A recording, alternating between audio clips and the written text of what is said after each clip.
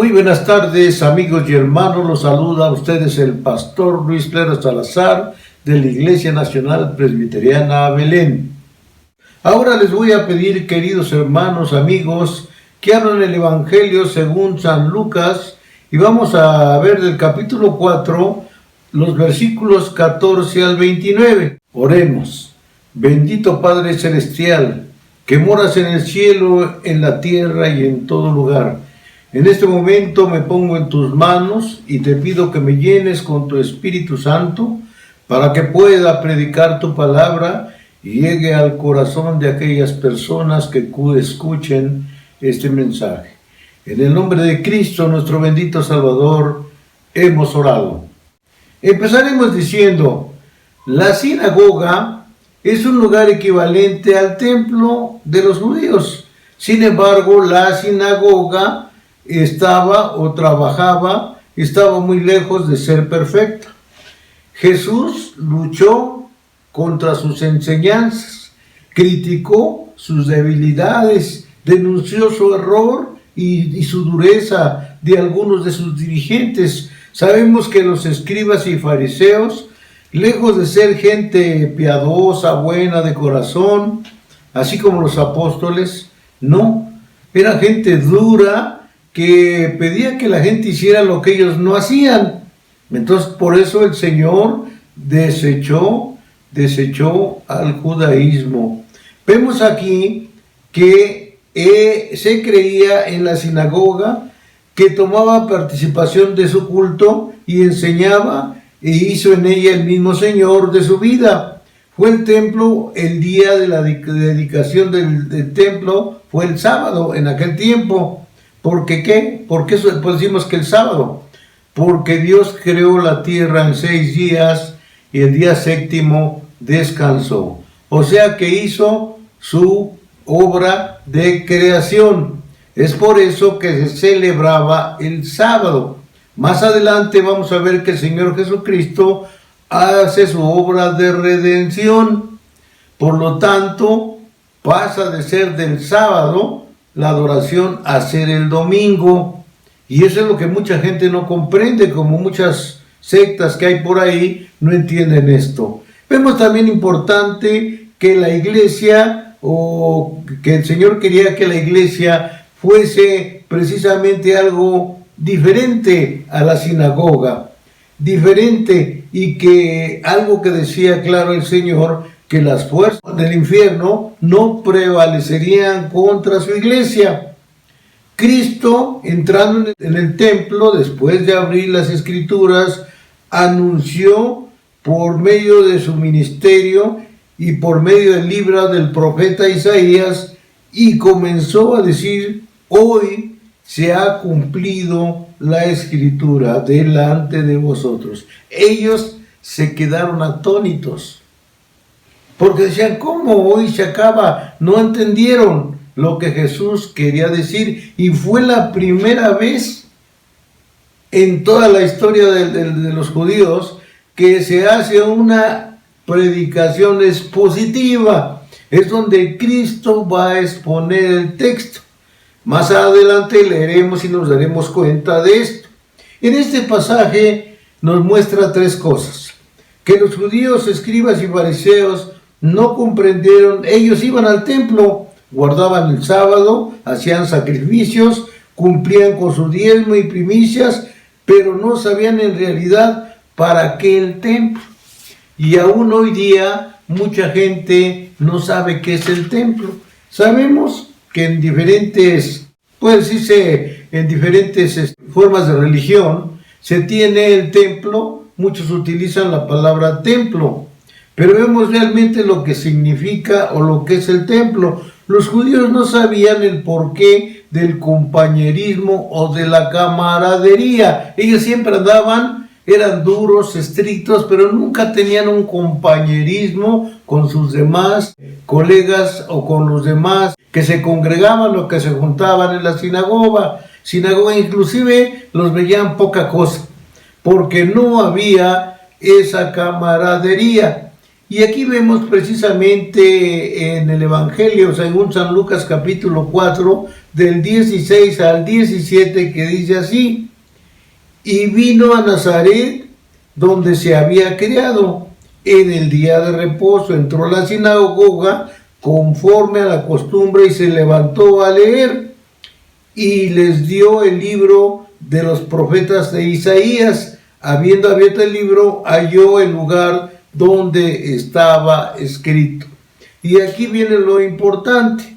Aquí viene la predicación expositiva que va a hacer el Señor Jesucristo. El Señor no nada más leyó la Escritura, sino que la va a explicar en este mensaje que vamos a tener. Y en el versículo 18 y 19 dice: el Espíritu del Señor está sobre mí, por cuanto me ha ungido para dar buenas nuevas a los pobres, y me ha enviado a sanar a los quebrantados de corazón, a dar libertad a los cautivos y la vista a los ciegos, y poner en libertad a los oprimidos, y a predicar el año agradable al Señor. En una palabra, el Señor Jesucristo quería decir: aquí estoy yo.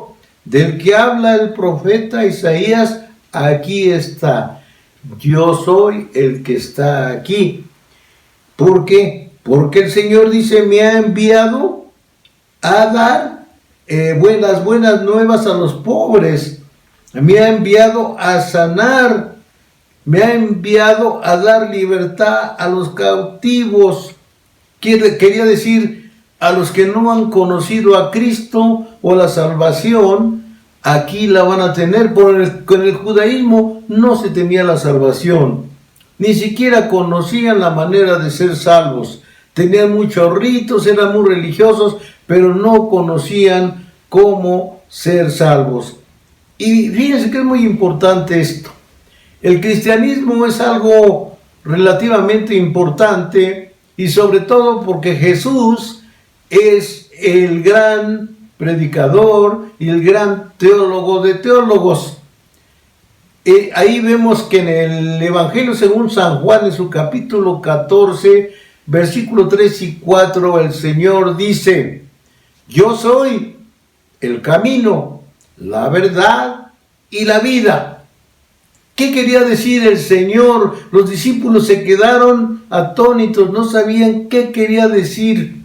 Pues nada menos que el Señor estaba dogmatizando, estaba diciendo: yo soy la única iglesia verdadera. Eso es lo que quería decir el Señor, que nuestra iglesia es la única iglesia verdadera. ¿Por qué? Porque Él dijo: yo soy el camino, es el único camino, por ningún otro lado vamos a encontrar el camino a la salvación, solamente por Cristo. Y dice la vida, porque aquí tenemos vida en este instante, pero esta vida es efímera, y Él venía a darnos vida eterna. Entonces decía: yo soy el camino. Además dice: soy la verdad. O sea que la única verdad. Cuando le preguntaron, Poncio Pilato le preguntó: ¿cuál es la verdad? El Señor Jesucristo nomás se le quedó viendo y no le dijo nada. ¿Y saben por qué? Porque delante de Él estaba la verdad. En Cristo está la verdad. Solamente en Él. Por eso nosotros adoramos solamente a Él, porque Él fue el que murió, Él fue el que sufrió, Él fue el que padeció por nosotros, el que dio toda su vida. Por eso nosotros lo adoramos solamente a Él. Jesús habló del año agradable al Señor.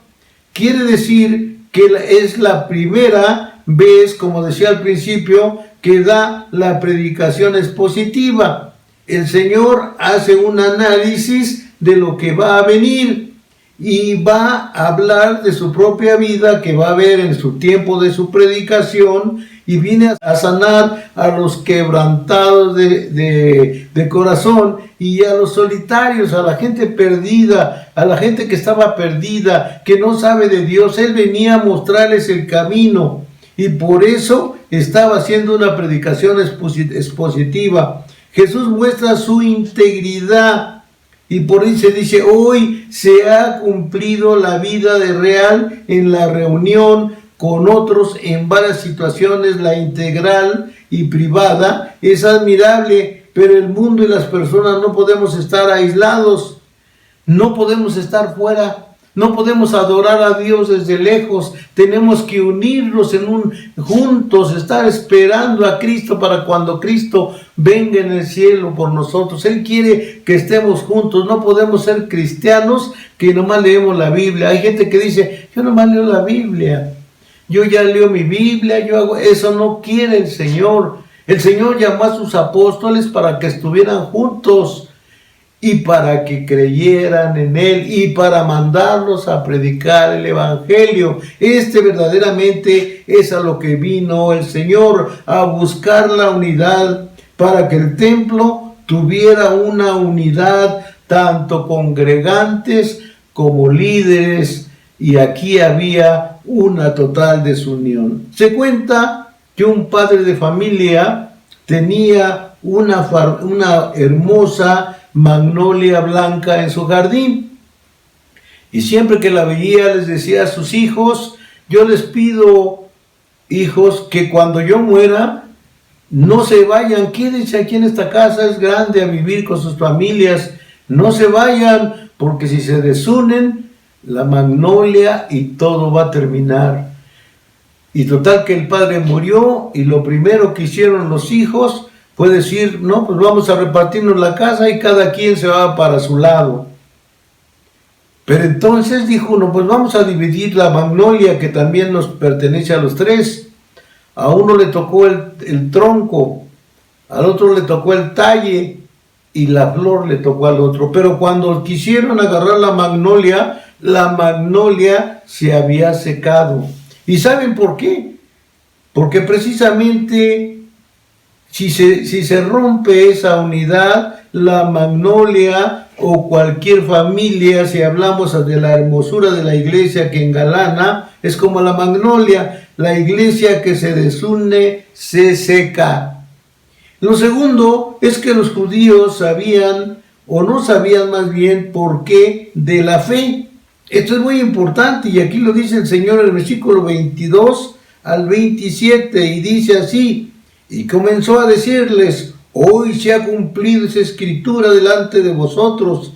Y todos daban buen testimonio de él, y estaban maravillados de las palabras de gracia que salían de su boca, y decían, ¿no es este el hijo de José?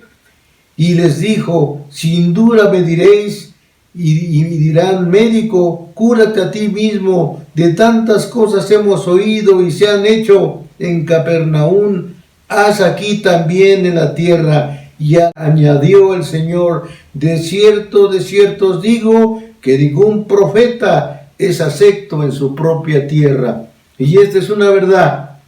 Es muy difícil que nosotros en nuestra casa seamos profetas, que la gente nos cree mejor otra gente que la gente de nuestra casa. Es por eso que los judíos no sabían del porqué de la fe, porque para estar unidos necesitamos estar unidos en la fe. A pesar de dar su testimonio de Jesús y de sus palabras, no creyeron en él.